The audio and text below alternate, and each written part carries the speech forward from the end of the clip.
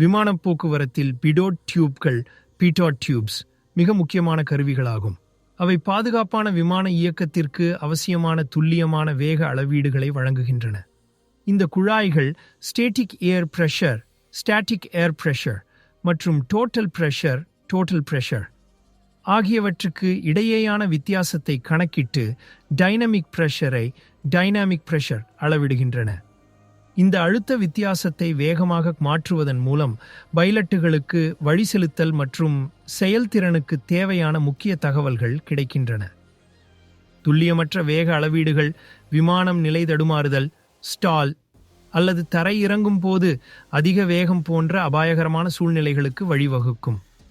Pitot டியூப்கள் விமானத்தின் வெளிப்புறத்தில் காற்றோட்டம் எந்த இடையூறும் இல்லாமல் செல்லும் இடத்தில் திட்டமிட்டு வைக்கப்படுகின்றன.